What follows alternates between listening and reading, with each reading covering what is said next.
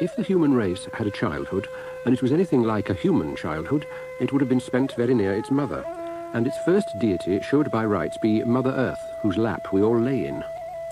Nobody said these things out loud before the search began, but it's fair to confess that they sat at the back of my mind.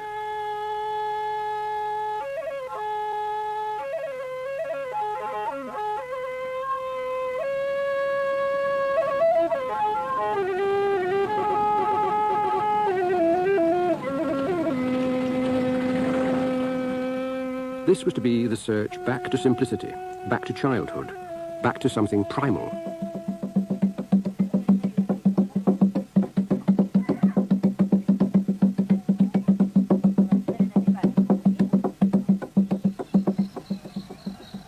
Sulawesi is the island we used to call Celebes, one of the 3,000 islands of Indonesia. It's in the mountains of central Sulawesi that you find the land of the Torajas.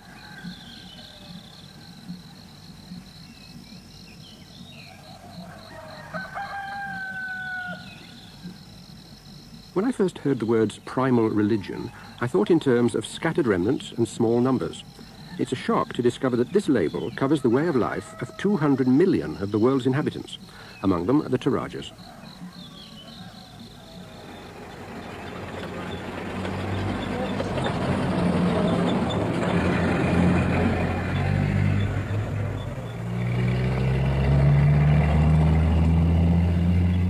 Now, I don't speak Torajanese, the Torajas don't speak English.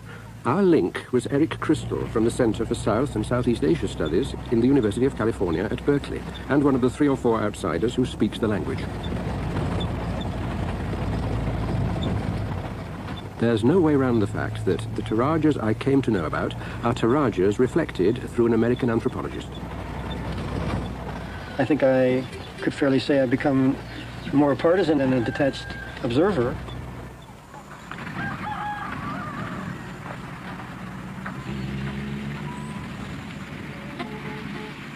When I asked other Indonesians what they knew about the Torajas, they listed ancestors in starships coming from the sky, black magic, headhunting, and great elaborate funerals.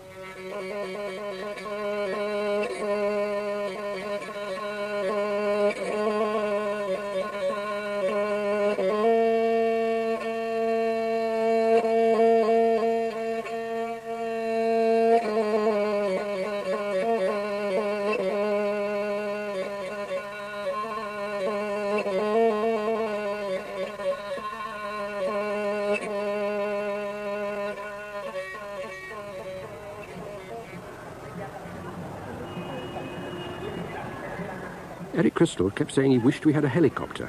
Then we could go to really remote places. I found even the main road pretty exotic. So, they might as well, when they buy a strong once a year like most people do, buy a black one. See if we can go around down this way. I'd not been long among the Torajas when somebody wanted to know, what's your religion? Or, as they put it, what's your ritual way? Of the 300,000 Torajas, 2/3 follow the ritual way of the Christians, there are a handful of Muslims, and the last 100,000 follow what they call aluk todolo, the ritual way of the ancestors. They're the ones we're after.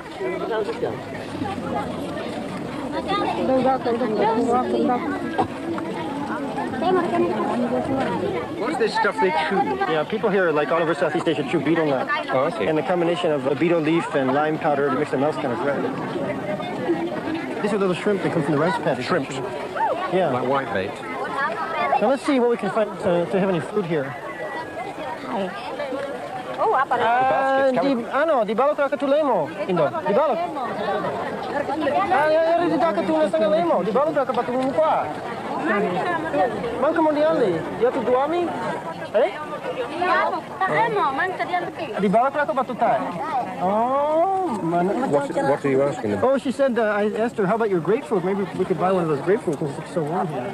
That she just brought, she was going to eat it herself. Oh, see. Daddy, tayo ka di balok to bakami. Oh.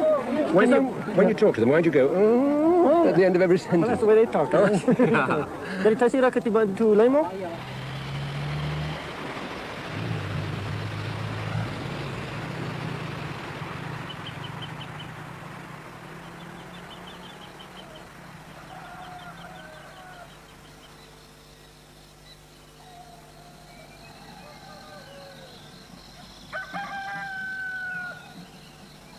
We planned our visit to coincide with the funeral season.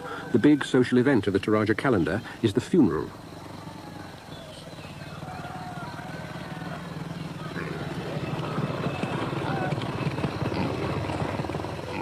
According to Eric Crystal, when a rich man goes by, you don't say, he's worth so many pounds or so many dollars. You say, 50 water buffalo will be sacrificed when that man goes. 5,000 people will come to see him off. It will be a 7-day celebration. Like the one we were invited to at a place called Sangala.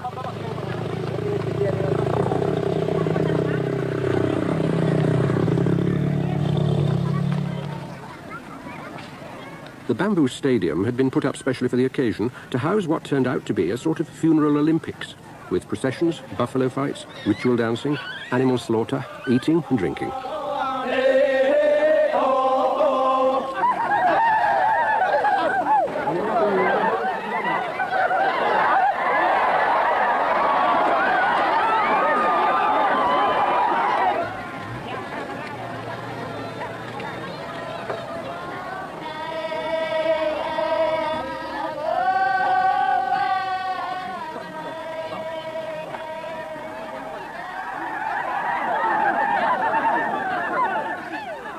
An outburst of high spirits at a funeral can happen where I come from too, but is never quite proper. Here it seems natural, a deliberately intended carnival. If they yell and jump and they show a lot of spirit, that for them it's a lot easier. It makes things go.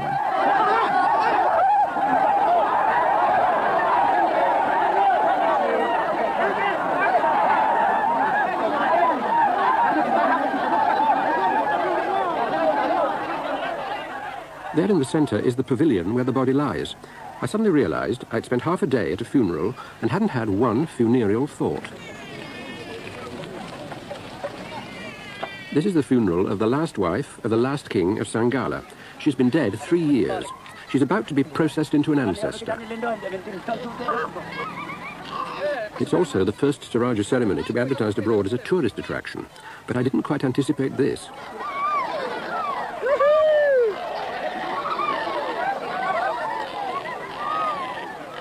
What's interesting to me is that so many people from the West seem to be seeking something in Toraja culture. What do you think they find, those you've talked to? Well, I've been very, very interested to talk to these tourists because I find in the main they're quite serious people. They're not here for a lark to go sunbathing or go swimming, because people don't do that here. Noticing them, watching them in rituals, I think they want desperately to kind of be involved in a way. I mean, they think they don't really understand what's happening, but what they do understand is that here is a genuine, something very genuine, a genuine religious ritual and ceremony, which is terribly meaningful to the people here. A lot of the religious rituals and ceremonies we find in the West seem to be terribly artificial and generally meaningless, even to the people who are participating in them for perhaps social reasons or other reasons. It's very hard to reach the essence of Toraja religion, but just being there on the periphery seems to have some significance to a lot of people from the West.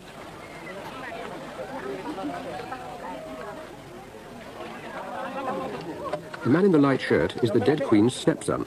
He's a Christian and he's in charge of the funeral. It's taken him 3 years to draw it all together.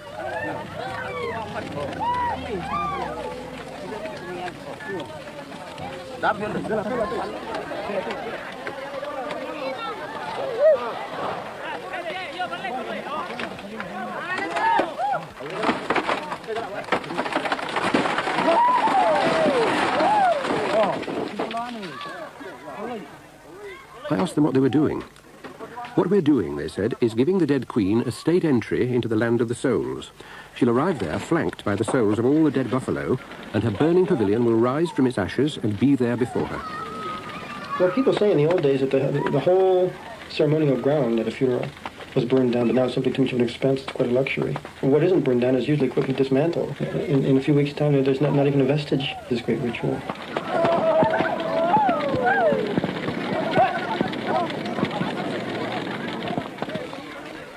The day finished with a mile-long jog from the funeral field to the burial place.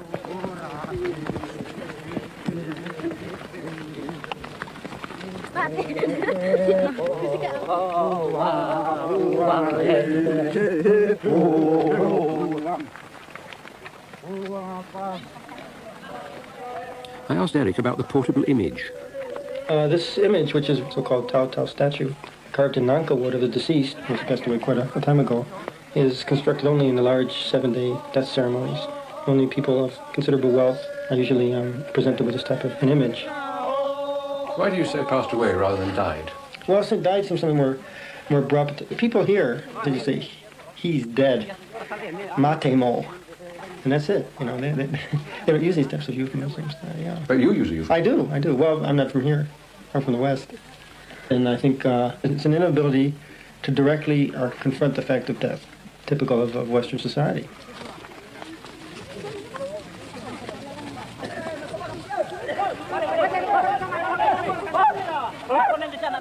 It's difficult to get it straight, but it seems the body is in the coffin, the soul is lingering around and will be ritually encouraged to leave for the land of the souls, which lies in the south. After some time there, it'll be released to the stars. And the wooden effigy marks the high rank of the person who died. How do the ancestors get in touch with you? They come back in dreams. This is where the ancestors almost always appear. Sometimes they ask for special meals, special things that you should prepare for them.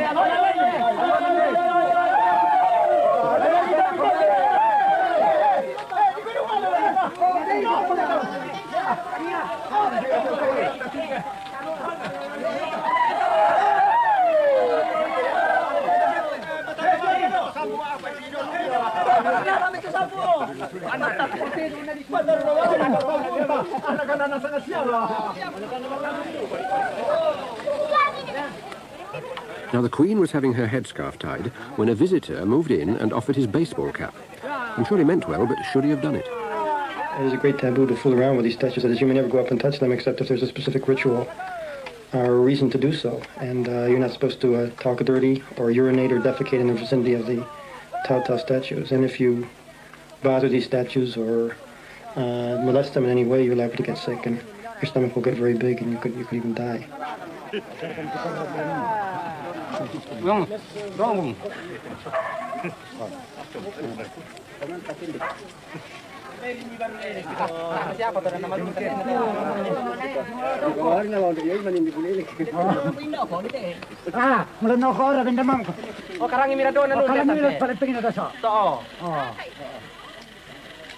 Lima lang.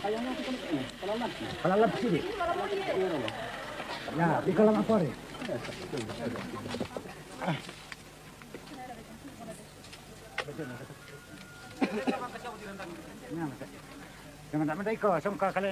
Anyone with thoughts of childhood, simplicity, a return to something primal, is bound to wonder, haven't I come too late?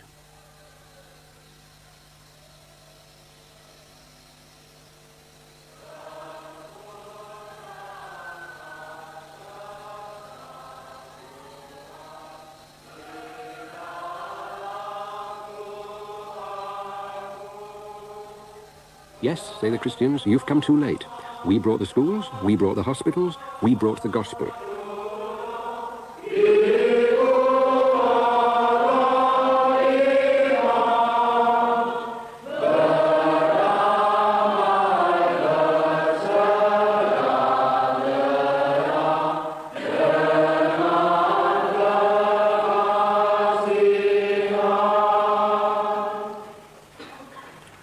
% of the Torajas are Christians, but the followers of Aluk Todolo, the way of the ancestors, are fighting back.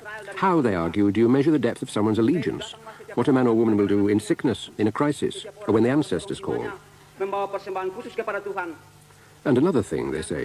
In 1969, the government, for reasons of its own,